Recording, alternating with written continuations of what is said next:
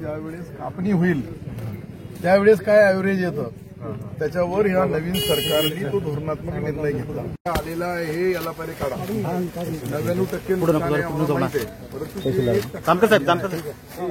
कापणं आणि याला पूर्ण काढून घेणं आपण त्यानंतर हे नुकसान भरपाई पुढे मिळणार. पण जे हातामध्ये येतो ₹8 ते करू नुकसान 100% आहे. त्याला काही बोलायची गरज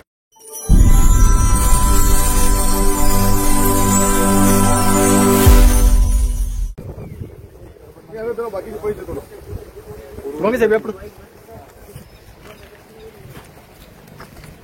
दांडगे दांडगे साहेब पुढे दांडगे साहेब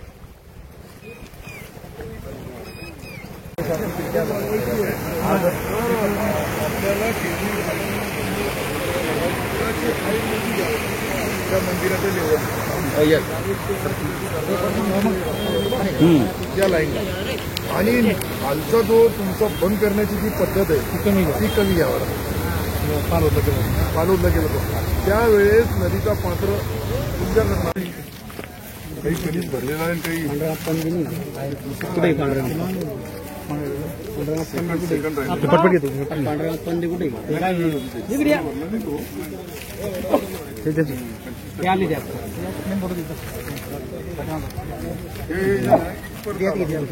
आणि अजून पोचलं गेलं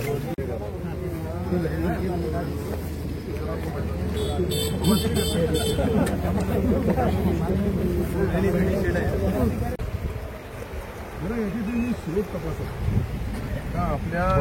जुन्या याच्यामध्ये जे ना पाण्याचे स्रोत जुन्या याच्यामध्ये असतात ते काय कारण आहे की हे मध्ये जाणं किंवा जमिनीमध्ये जाणं किंवा फाटणं किंवा त्याला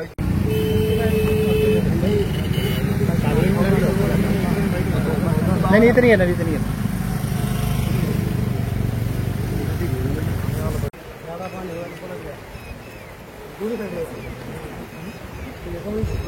हे जे मटेरियल मलवा इथे कशाला टाकलं ते चुकलं ना एकदम नदीच्या पात्रामध्ये पूर्ण जमीन गेली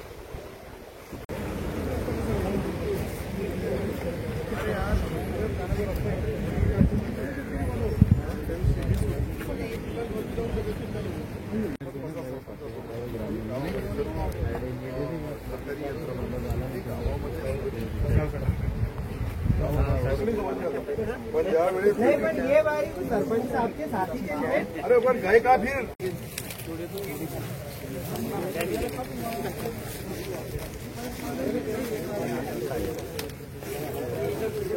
राहिलेलं आहे ना हे जे राहिले ना ते जे राहिलेलं आहे ना 100% अजून जे 5% राहिलेलं आहे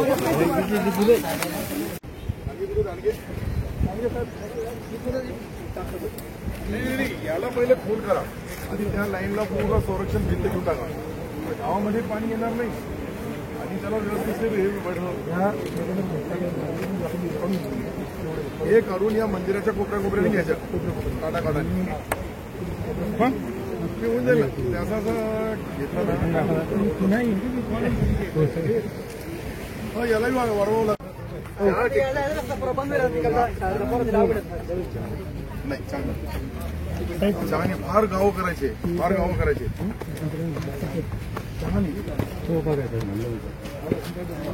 क्लोज करा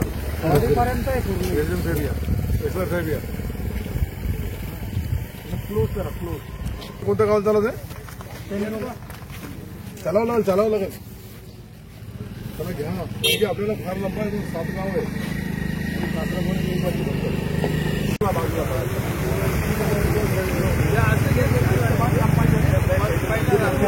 अगर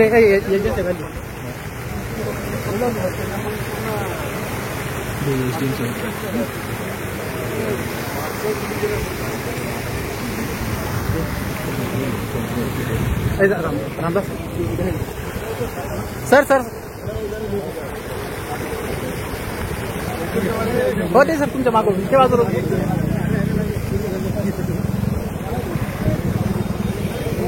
वर घ्या ओके ओके ओके गेल्या 3-4 दिवसापासून सातत्याने जो पाऊस पडू लागला त्याच्यामुळे मोठ्या प्रमाणावर आमठाणा असेल, घाटनांद्रा असेल, पेंडगाव असेल, देवळगाव बाजार असेल, सावखेडा असेल, त्याचप्रमाणे आपण पुढे पाहिलं तर अशा आजूबाजूचे अनेक गावामध्ये मोठ्या प्रमाणावर शेतकरी बांधवांचं नुकसान झालेलं आहे. अतिवृष्टीपेक्षा ही ढगफुटी ही भयानक असते आणि ती ढगफुटीमुळं नदीच्या पात्रामध्ये पाणी ज्या पद्धतीने वाहून जायला पाहिजे त्याच्याऐवजी दुसरे साईडचे जे नाले आले, साईडने जो पाणी आला तो नदीच्या पात्रामध्ये सामावून घेण्यात आला नाही. आणि विशेषतः यामुळे शेतकरी बांधव जो हवालदिल झालेला आहे त्याचे आम्ही सर्व वस्तुनिष्ठ पंचनामे केले. सन्माननीय मुख्यमंत्री, आदरणीय उपमुख्यमंत्री या दोघांशीही मी चर्चा केली, कारण की आपल्या तालुक्यामध्ये झालेली सिल्लोड सोयगावमध्ये मतदारसंघामध्ये झालेली अतिवृष्टी आणि काही ठिकाणी ढगफुटी अशी परिस्थिती निर्माण झाल्यानंतर कापसाचा मोठ्या प्रमाणावर नुकसान झालेलं आहे, मकाचं नुकसान आहे, सोयाबीनचं नुकसान आहे. काही छोटे छोटे जे पीक आहे, उडद असल, मूग असल, अशा पद्धतीने मोठ्या प्रमाणावर नुकसान झाले. प्रशासनाच्या वतीने आजचा पूर्ण सर्व सरकारच्या एजन्स्या, डिप्टी कलेक्टर साहेब असतील किंवा तहसीलदार साहेब असतील, बीडीओ साहेब असतील, सिंचनचे, लोकल सेक्टरचे, जिल्हा परिषदचे, बँडसीचे सर्व इंजिनियर सहित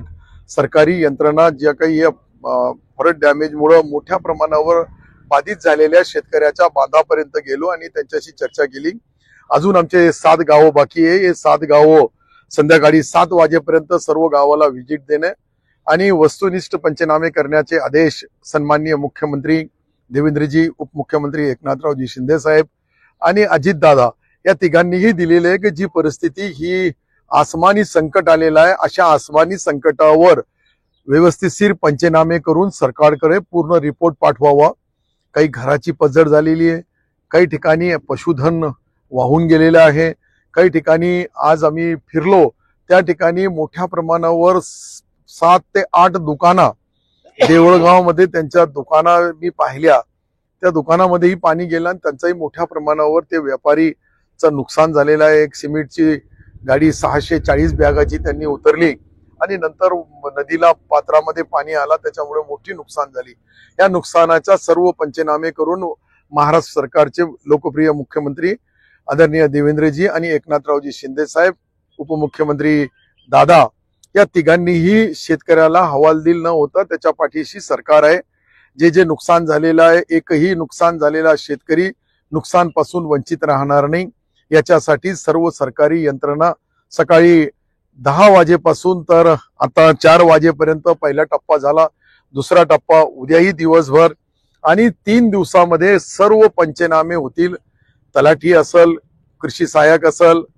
ग्रामसेवक असल, रोड रस्त्यासाठी इंजिनियर असतील, वेगवेगळ्या डिपार्टमेंटचे लोक सर्व कामाला लागलेले आहे आणि युद्ध पातळीवर ते काम चालू आहे. शेतकरी बांधवांनी हवालदिल न होता कोणीही या संकटाचा सामना करताना अनेक अडचणी येतात, परंतु सरकार, आपल्या महाराष्ट्र सरकार आपल्या पाठीशी, असं मी शेतकरी बांधवांना नम्र विनंती करतो का आपल्या या आठवड्याभराच्या आत सर्व पंचनामे होऊन सर्वाला नुकसान भरपाईसाठी पात्र झालेले शेतकरी एकही सुटणार नाही.